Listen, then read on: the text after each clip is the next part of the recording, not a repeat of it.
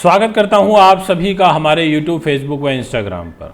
और आज की इस वीडियो के माध्यम से मैं आपको जानकारी दूंगा कि जो राहु ग्रह का एक महाराशि परिवर्तन हो रहा है। राहु ग्रह मेष को छोड़ करके मीन में आ रहे हैं। मीन राशि में जैसे ही आएंगे तो ये क्या फल प्रदान करेंगे, ये मैं आज आपको जानकारी दूंगा। ज्योतिष एक प्रॉपर गहरा विज्ञान है, ग्रहों पर आधारित है। इसमें किंतु परंतु नहीं है, केवल समझने की ज़रूरत है। अगर आप अच्छे से समझ जाते हैं तो आप सब कुछ बता आप समझ नहीं पाए तो बात अलग है। दोस्तों, राहु तो फिर भी 17 महीने में राशि परिवर्तन कर रहा है। ग्रह तो एक एक महीने में परिवर्तन कर लेते हैं। आप देखो, हर महीने सूर्य संक्रांति होती है और सूर्य संक्रांति जब होती है तो उसका कितना ज़बरदस्त प्रभाव पड़ता है हमारे जीवन में। एकदम से हमारी दिशा और दशा बदल जाती है। अगर हमारा एक महीना बहुत ख़राब चला जाता है तो उसमें हम देखते हैं कि हमारा सूर्य कमज़ोर हो गया था। अब जैसे भविष्य में सूर्य भी नीच होने वाला है तो उसका भी बड़ा प्रभाव पड़ेगा लाइफ में। तो ये तो लंबी दूरी के ग्रह हैं, लंबे समय में परिवर्तन करने वाले ग्रह हैं, तो इनका कितना प्रभाव पड़ता होगा हमारे जीवन में। और राहु जैसे ग्रह अगर अपना परिवर्तन करें तो उसका तो फिर प्रभाव ही अलग है।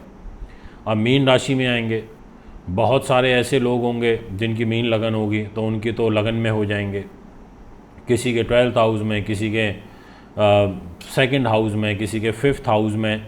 अब जिस घर में बैठेंगे तो उस घर का भी फल देंगे और जहाँ देखेंगे उस घर का भी फल देंगे। तो यहाँ पर बहुत ज़्यादा महत्वपूर्ण जो परिणाम है वो देखने को मिलेंगे। इसलिए वीडियो को आज पूरा सुनिएगा, अंत तक सुनिएगा। बहुत कुछ सीखने को भी मिलेगा, समझने को भी मिलेगा। और दोस्तों, जीवन का चक्र है, चलता रहेगा। कोशिश बस ये करिए डेली कि आपके हाथ से किसी का गलत ना हो। और कोशिश ये करिए कि आप जो भी करो ईमानदारी से करो, पूरी निष्ठा से करो, समर्पित होकर करो, भक्ति से करो, ईश्वर का ध्यान स्मरण करते हुए करो, आपको विजय मिलेगी। अगर आप हर काम में अगर आगे भगवान को रख देते हो ना, और हर काम में अगर आप अपना पार्टनर ईश्वर को बना लेते हो, तो मेरा ऐसा मानना है कि फिर आप गलत करने से बचोगे। क्योंकि आपने अपने पार्टनर किसको बना लिया? ईश्वर को ही बना लिया। अब ईश्वर को बना लिया तो आपकी सोच ये रहेगी कि यार गलत काम नहीं करना। और जहाँ आप न्याय संगत काम करोगे, ईमानदारी से करोगे, आप बहुत आगे उठ जाओगे। तो मैं सबसे पहले आपको बता देता हूँ कि राहु ग्रह के जो पर्यायवाची शब्द होते हैं वो एक तो सर्प है, असुर के नाम से भी जाने जाते हैं, तम भी एक इनका नाम है, क्रूर भी ये कहे जाते हैं। इसके अलावा कृषांग के नाम से भी जाने जाते हैं और उर्दू में इनको रास कहा जाता है। ये दक्षिण दिशा के मालिक होते हैं फल ज्योतिष के अंदर, यानी कि इस दिशा में इनको बल मिलता है। अगर इस दिशा में कुंडली के बैठे हुए हैं तो इनको ताकत मिलती है। इसी प्रकार से इनकी वाक प्रकृति है, तीक्ष्ण बुद्धि के हैं ये, तमोगुणी स्वभाव है इनका। इसके अलावा ये वृद्ध अवस्था के कारक हैं, मलिन इनका स्वभाव है, थोड़ा सा इनमें आलस भी है। और ये क्रूर संख्यक माने जाते हैं, इनके अंदर क्रूरता भी काफ़ी देखी गई है। अब यहाँ पर विषय ये आता है कि यदि यही राहु जैसा ग्रह आपकी पत्रिका में आपको क्या फल दे सकता है फलित ज्योतिष में। अब यहाँ से फल शुरू हो रहा है महत्वपूर्ण। देखिए, अगर आप फोटोग्राफी में हैं तो इस विज्ञान के कारक राहु ही होते हैं। जितने भी लोग चित्रकारिता, यानी कि आजकल इसका एक अलग वर्ल्ड है, आजकल तो एआई का ज़माना आ गया, आर्टिफिशियल इंटेलिजेंसी। तो जितना भी शोध का काम है, रिसर्च का काम है, चीज़ों को सोचना, इमेजिन करना और फिर उसको पिरो देना वास्तविकता में, ये राहु से ही जुड़ा हुआ है। इसके अलावा स्पाई का काम, जासूसी, किसी के ऊपर नज़र रखना, ये काम राहु से ही जुड़ा हुआ है। इस काम में राहु बहुत एक्सपर्ट है। ऐसे ही तिल का, लोहे का, तेल का काम, ये राहु से ही जुड़ा हुआ है।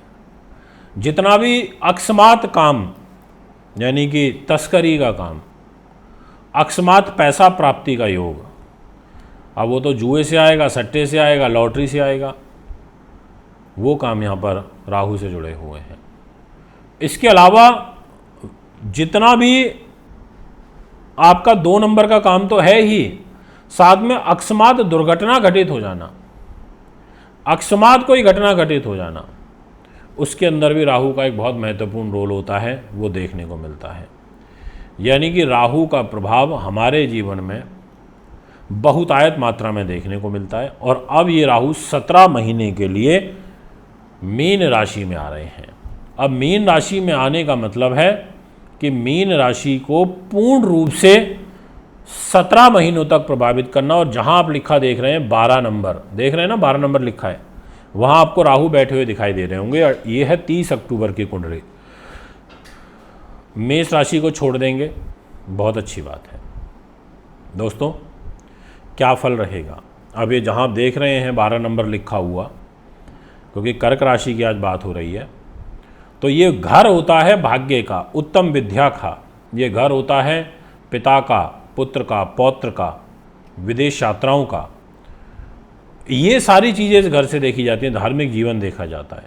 और फिर इनकी दृष्टि जो कि 5वीं, 7वीं और 9वीं, ये इनकी 3 दृष्टियां होती हैं गुरु की भांति। तो अब मैं आपको विषय को आगे बढ़ाते हुए बताता हूं कि जब नवम भाव में राहु ग्रह मीन राशि में गोचर करेंगे तो आपको भाग्य उन्नति के अंदर बाधाएं उत्पन्न होंगी। ये मैं पूर्ण रूप से कह देना चाहता हूं और इसमें मैं बिल्कुल भी किंतु परंतु नहीं करूंगा। बिल्कुल भाग्य उन्नति में आपको अड़चने आएंगी, आपको स्ट्रगल ज़्यादा करना पड़ेगा, आपके कार्यों में भी रुकावटें आएंगी, आपके प्रयास एफर्ट्स बढ़ेंगे। जी हाँ, वो बात अलग है कि गुरु आपके लिए मेष राशि में बैठा हुआ है अभी 1 नंबर में, तो वो काफ़ी हद तक आपके कैरियर को संभाल रहा है। पर भाग्य में बैठे हुए ग्रह का प्रभाव ज़्यादा पड़ता है, तो ये भाग्य उन्नति में बाधाएं आएंगी, काम बनेंगे, एफर्ट्स ज़्यादा डालना पड़ेगा। इसके अलावा आप नास्तिक हो जाओगे, आपका भगवान से विश्वास उठने लगेगा। आपको ऐसा लगेगा क्या है भगवान, कुछ नहीं है, मेरे साथ तो कुछ किया ही नहीं भगवान ने, मेरे को तो कभी कुछ फल दिया ही नहीं भगवान ने। ऐसी प्रवृत्ति आपके मन में आ जाएगी, ऐसे भाव आपके मन में उत्पन्न हो जाएंगे, ये यहाँ पर देखने को मिलेगा। आपको भाई बहनों के सुख में कमी हो जाएगी, और विशेषकर जो आपसे छोटे हैं उनके साथ कम बनेगी। आप ज़्यादा सुनोगे नहीं किसी की, अपने हिसाब से चलना पसंद करोगे। आपका साहस पराक्रम जो है वो भी डगमगाएगा। इस प्रकार की ग्रह स्थितियाँ बनते हुए नजर आ रही हैं। इसके अलावा अगर आप अपने परिवार के लोगों के साथ में मिलकर के व्यवसाय करते हो तो पारिवारिक जीवन में डिस्टर्बेंस आएगी, कुटुंब से सुख कम मिलेगा आपको। पारिवारिक जीवन के साथ साथ आपकी खुद की जो प्रतिष्ठा है उसमें भी अड़चनें आती हुई नजर आ रही हैं, ये मैं आपसे कहना चाहता हूँ। इसी प्रकार से देवगुरु बृहस्पति तो आपको सपोर्ट कर रहे हैं पैसे के लिए, पर राहु महाराज गुरु की राशि मीन में बैठे हैं और इनकी एक दृष्टि बुद्धि उन्नति के घर में, संतान के भी घर में रहेगी, और वो भी मंगल की राशि पर रहेगी। तो ऐसे में ये आपके व्यवहार में परिवर्तन लाएंगे, परेशान करेंगे, पीड़ित करेंगे, उतने उचित लाभ आपको नहीं मिलने देंगे जितना आप डिजर्व करते हैं। 17 महीने ऐसी स्थिति बनेगी। इसलिए आपसे जितना हो सके राहु के जाप करते रहिएगा, राहु की पूजा करते रहिएगा, दान पुण्य करते रहिएगा, ताकि राहु देव प्रसन्न रहें। भैरव जी की पूजा करते रहिएगा, भैरव चालीसा ज़रूर पढ़िएगा, क्योंकि कर्क राशि के साथ राहु का व्यवहार अच्छा नहीं होता, क्योंकि ये शत्रु की राशि हो जाती है, क्योंकि कर्क के स्वामी चंद्रमा होते हैं। 17 महीने का ट्रांजिट रहेगा। तो दोस्तों एक बार फिर आपके बीच में नई वीडियो लेकर के आऊँगा। अपना ध्यान रखिए, बहुत सारा खुश रहिए।